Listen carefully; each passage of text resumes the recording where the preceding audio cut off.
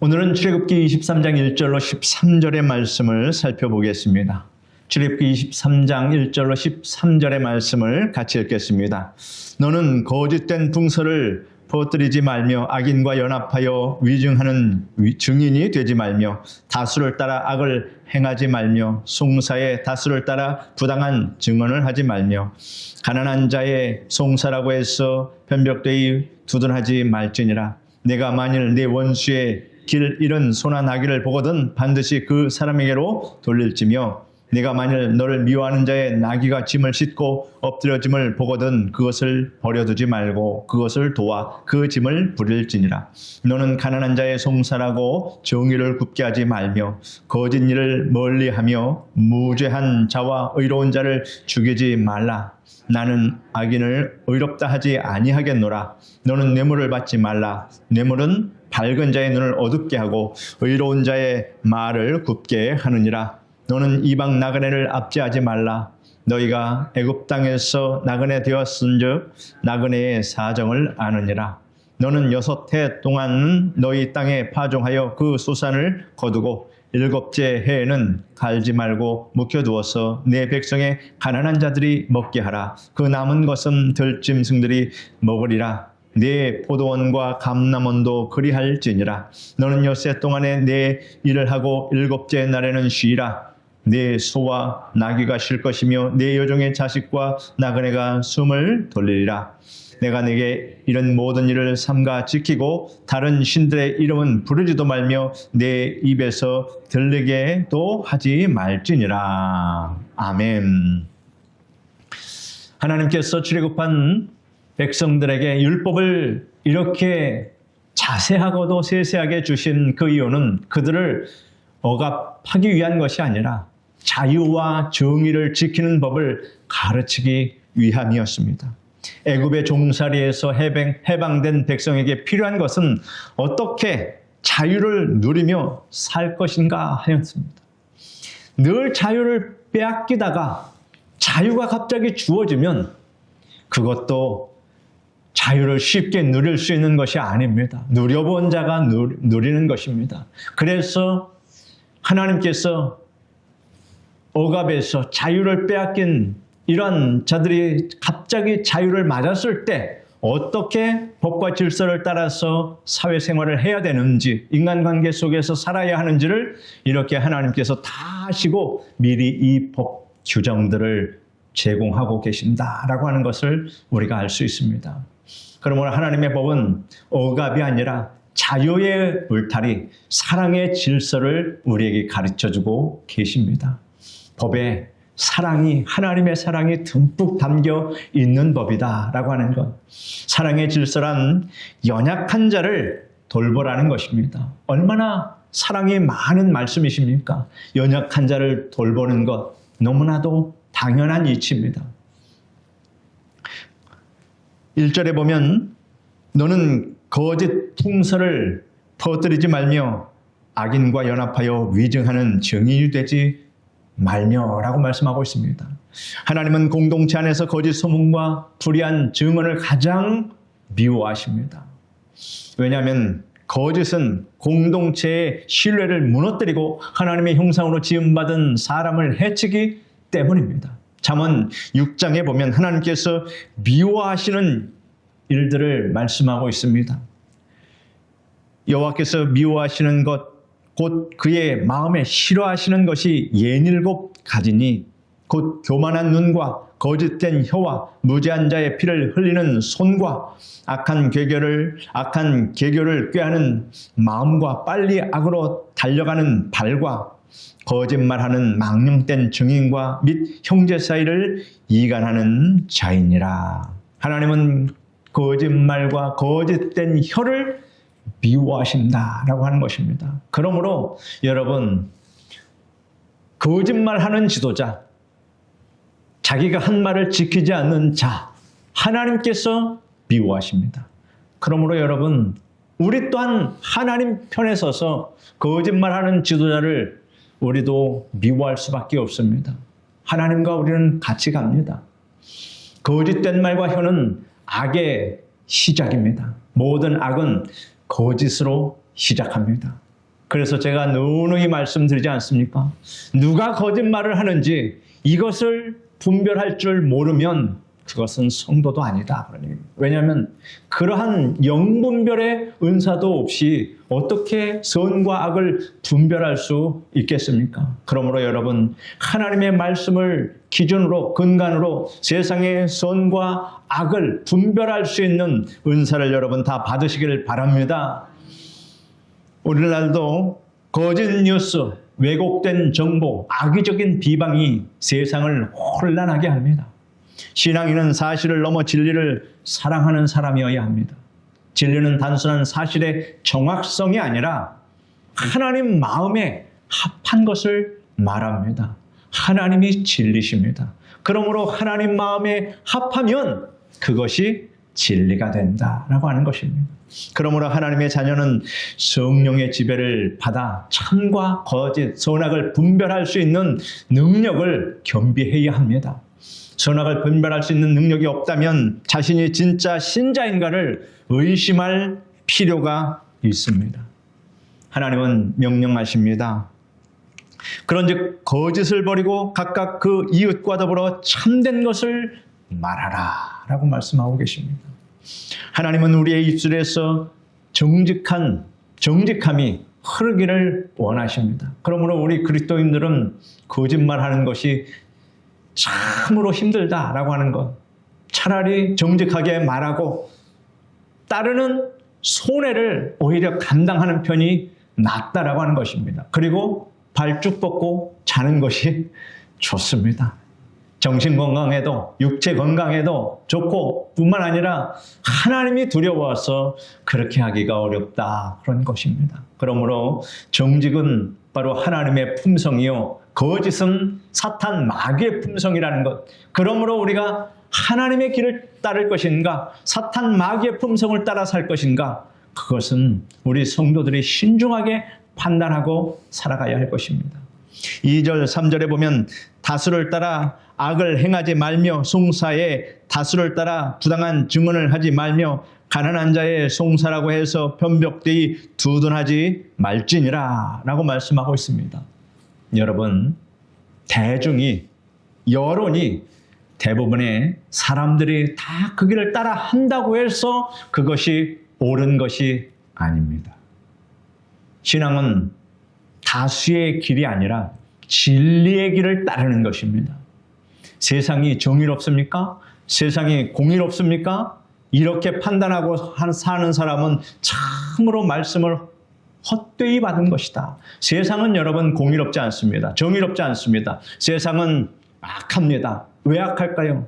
사탄 마귀가 장악하고 있는 세상이기 때문에 거짓과 거짓 증언들이 가짜들이 난무하는 것이 세상이요. 오직 하나님의 나라 교회 안에서만이 하나님의 진리를 발견할 수 있다라고 하는 것.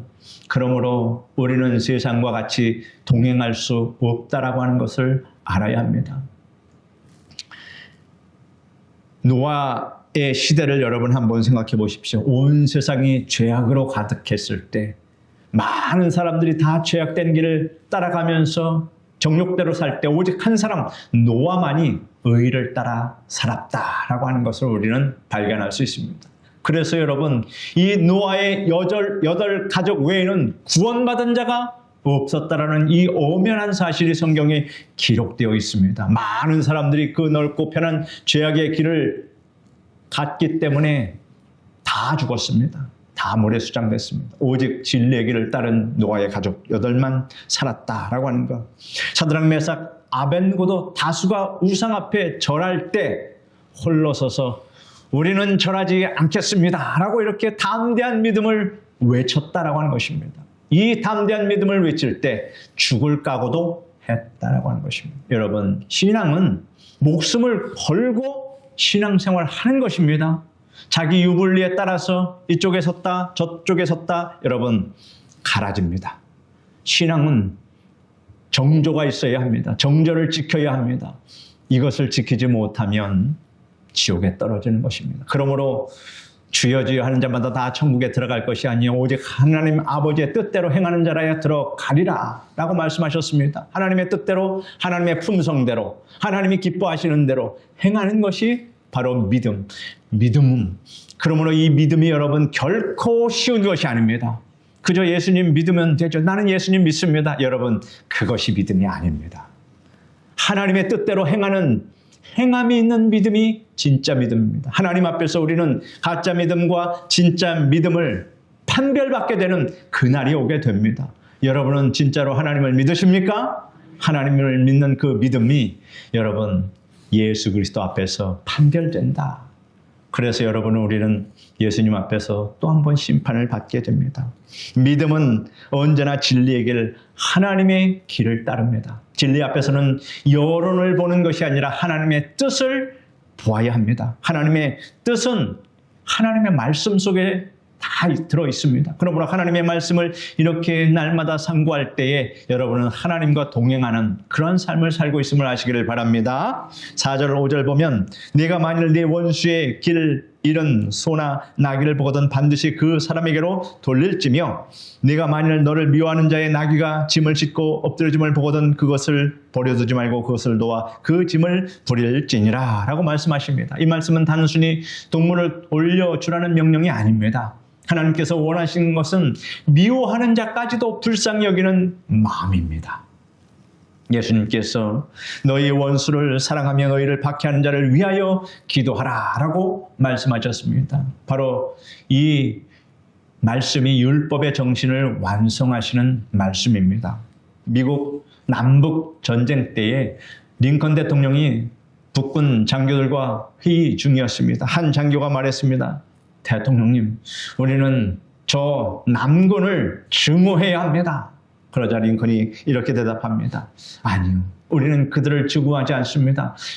우리는 그들을 친구로 만들면 그때 진정한 승리를 얻게 됩니다. 이것이 복음의 정신입니다. 미움보다 자비가 세상을 치유하게 된다라고 하는 것입니다. 6절 7절에 보면 너는 가난한 자의 송사라고 정의를 굽게 하지 말며 거짓 일을 멀리하며 무지한 자와 의로운 자를 죽이지 말라. 나는 악인을 의롭다 하지 아니하겠노라 라고 말하고 있습니다. 하나님은 특히 불쌍하고 연약한 자에게 깊은 관심을 가지십니다. 가난한 자, 나그네, 과부, 고아, 그들은 세상 법정에서 변호할 힘이 없습니다. 변호도 다 물질이 있어야, 돈이 있어야 우리가 변호사를 사고 변호사를 통해서 구제를 받는데 그 비용이 만만치 않으니 힘이 없는 자는 그저 당하기 마련입니다. 하나님께서는 그들의 편이 되어 주십니다. 신명기 10장에 보면 고아와 과부를 위하여 정의를 행하시며 나그네를 사랑하며 그에게 떡과 옷을 주시나니 너희는 나그네를 사랑하라. 전에 너희도 애굽 땅에서 나그네 되었음이니라 라고 말씀하셨습니다. 8절에 보면 너는 뇌물을 받지 말라. 뇌물은 밝은 자의 눈을 어둡게 하고 의로운 자의 말을 굽게 하느니라 말씀하셨습니다. 뇌물은 눈을 가리고 진실을 왜곡하게 만듭니다. 뇌물을 왜 주겠습니까?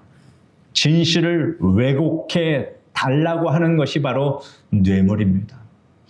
오늘날도 돈과 권력 앞에 양심이 흔들리는 세상을 봅니다. 분명히 저들도 정의가 뭐고 옳은 것이 뭔지, 진리가 뭔지, 진실이 뭔지 뻔히 알면서도 거짓말을 하고 뻔뻔하게 말하는 그들을 볼 때 우리 눈엔 다 보이지 않습니까?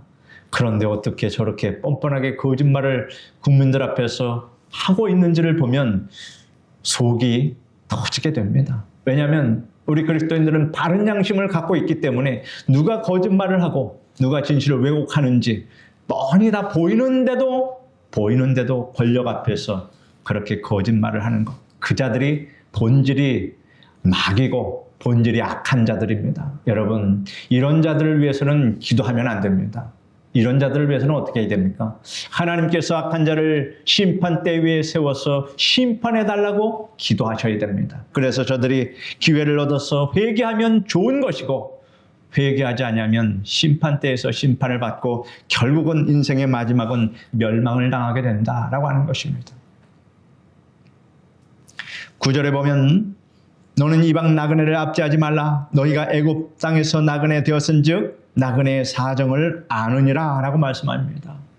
하나님은 이스라엘이 애굽에서 고통받던 그 시절을 잊지 말라 이렇게 말씀하고 있습니다. 그 경험을 통해서 타인의 고통을 공감할 줄 아는 백성이 되기를 바라신 것입니다. 이 말씀은 오늘날 이주민, 외국인 노동자, 사회적으로 연약한 자를 향한 신앙인의 태도에도 그대로 적용이 됩니다. 하나님께서는 너희도 나그네였다라는 사실을 잊지 말라고 하십니다. 히브리서 13장에 이렇게 말씀하십니다. 손님 대접하기를 잊지 말라. 이로써 부지 중에 천사를 대접한 이들이 있었느니라 라고 하는데 바로 아브라함을 말하고 있습니다. 아브라함이 천사들을 대접했는데 천사와 하나님이셨습니다. 여러분, 그 당시에는 그럴 수 있습니다. 왜냐하면 그 당시에는 말씀이 없었기 때문에 하나님이 직접 나타나셔서 사람들에게 말씀 주셨습니다. 그러나 여러분, 하나님은 곧 말씀이시다. 하나님이 항상 우리 가운데 와 계십니다. 그러므로 하나님께서 나그네처럼 천사로 그렇게 사람의 모습으로 이제는 나타나지 않으십니다. 지금은 나그네들, 세상 사람들, 낯선 사람을 문을 열고 나그네 대접하듯이 그렇게 할 수 없는 세상이 되었습니다. 왜요? 세상은 더욱더 악하여져 간다고 했으니 사람들이 낯선 사람을 대접했다가 무슨 일을 당할지 모르기 때문에 그렇게 할 수 없는 이 세상으로 지금 처해졌다. 그러므로 이때 아브라함이 손님 대접하는 것과 지금은 참으로 많은 차이가 있기 때문에 지혜롭게 우리가 살아야 합니다. 그러므로 아무나 들릴 수 없다라고 하는 것입니다. 10절 12절에 보면 너는 엿새 동안에 내 일을 하고 일곱째 날에는 쉬라. 하나님은 일과 쉼의 균형을 명하십니다. 제가 이 말씀을 준비하면서 회개를 했습니다. 왜냐하면 엿새 동안 일하고 일곱째 날에는 쉬라고 했는데 저는 일곱째 날이고 쉬는 날 없이 지금까지 일을 했으니 제가 분명히 하나님 말씀을 거역하고 살았다. 그래서 이 말씀대로 쉬는 날을 만들까 생각을 해봤는데 기회가 주어지면 만들겠습니다.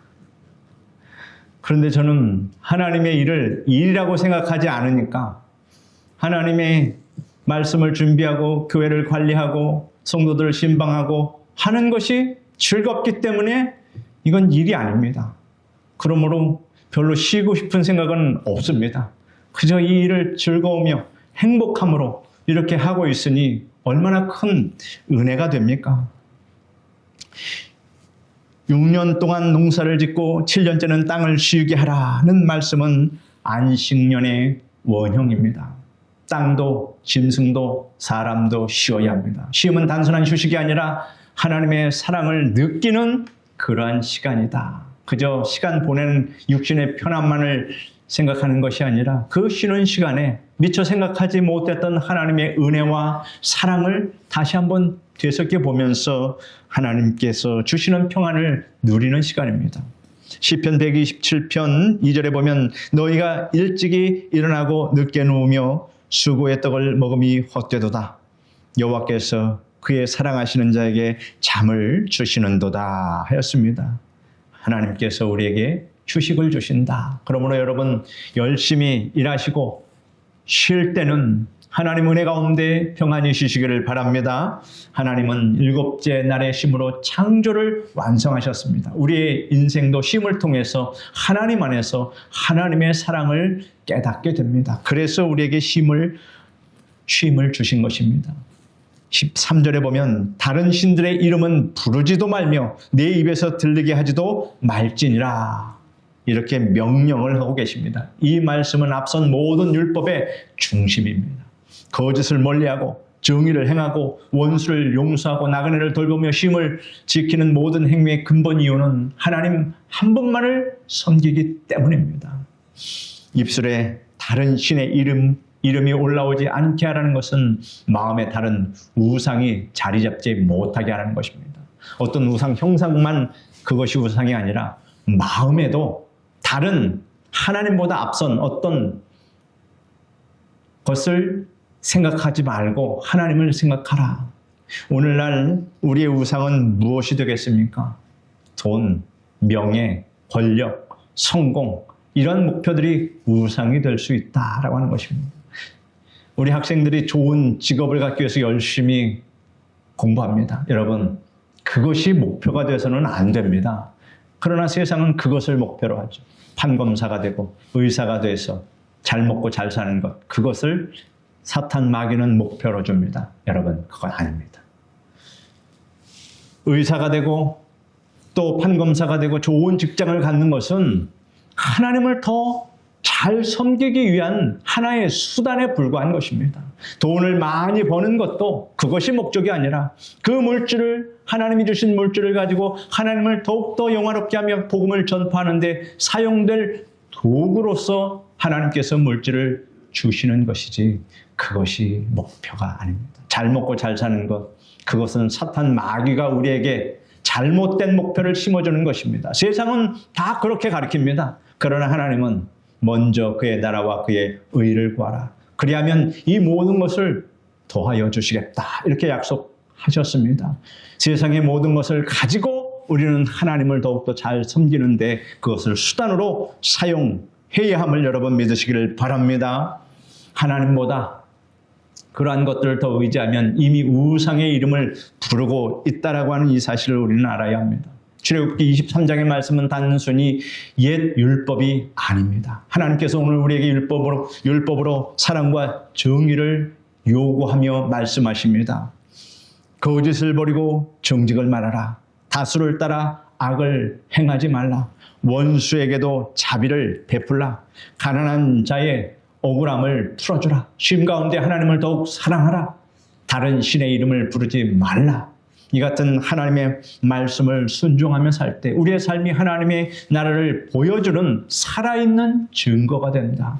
여러분들의 삶이 하나님께서 살아계시다, 하나님의 나라가 계시다라고 하는 것을 증거하는 삶이 된다라고 하는 이 사실을 여러분 꼭 아시기를 바랍니다. 한 교회에 오랫동안 신앙생활 하던 장로님이 계셨습니다. 언제나 성실하고 교인들 사이에서도 존경받는 그런 분이셨습니다. 그런데 어느 날 아주 사소한 일, 교회 회계 정산에서 숫자 하나를 잘못 입력했는데 그러면 고치고 그것을 시인하면 되는데 그것을 감추려다가 문제가 더 커졌습니다. 결국 진실이 드러나고 거짓말한 것이 탄로가 났습니다. 장로님은 눈물을 흘리면서 이렇게 고백합니다. 거짓은 작은 문으로 들어와서 마음 전체를 무너뜨립니다. 그 장로님은 회개하며 이렇게 고백합니다. 하나님은 내 실수를 용서하셨지만 사람의 신뢰를 다시 얻는 데는 오랜 시간이 걸렸습니다. 그겁니다. 그래서 사람의 신뢰를 지키는 것, 그것은 참으로 쉽지 않은 것이며 무너지는 것은 한순간에 무너지게 됩니다. 저 사람은 분명한 사람이요 믿을 만한 사람이다 라는 이 신뢰를 받기까지 얼마나 많은 세월이 요구됩니까? 그러나 그 신뢰가 무너지는 것은 한순간에 무너집니다. 그러므로 우리는 하나님께 대한 그 충성과 또한 성도들에 대한 그 신뢰를 지키기 위해서라도 한순간도 긴장을 풀어서는 안 된다라고 하는 것입니다. 우리의 본성에 또한 관계된 겁니다. 여러분들이 하나님의 그 형상 이미지를 받은 사람이라면 그것을 무너뜨리는 것이 불가능해야 한다. 설령 실수를 하더라도 반드시 회개하고 다시 바로잡으면 그것은 하나님께서 다 인정해 주시는 그러한 삶, 신앙이 될 수 있다. 정직은 단순히 말의 문제가 아니라 하나님 앞에 사는 자세를 보여주는 것입니다. 오늘부터 말 한마디 전하기 전에 이 말이 하나님 앞에서 맞는 말인가? 하나님이 기뻐하시는 말인가? 정직한 말인가? 이것을 여러분 잘 생각하면서 여러분 입 밖으로 나올 때 그 말에 신중을 더하시기를 바랍니다. 기도하겠습니다. 거룩하신 하나님 감사합니다. 하나님께서 인간 사회에 하나님 자유를 지키고 질서를 지키기 위해서 많은 사회 법들을 이렇게 주셨음을 감사합니다. 하나님이 주신 이 법들은 다 하나님의 공의와 사회의 정의를 실현하는 귀한 말씀입니다. 이 말씀에 거역하면서 정의를 지키지 않고 거짓말을 하는 자들은 다 사탄 마귀에 속한 자들이기 때문에 하나님, 누가 거짓말을 하고 누가 자기가 한 말을 지키지 못하는가를 우리가 지켜볼 때에 이 사회의, 이 나라의 지도자를 우리가 바르게 분별하여 뽑을 수 있다라고 하는 사실까지도 하나님 우리가 깨닫고 하나님 아버지 모든 일에 항상 옳은 길을 택하는 우리 성도들이 다 되게 하여 주시옵소서. 예수님의 이름으로 기도드립니다. 아멘.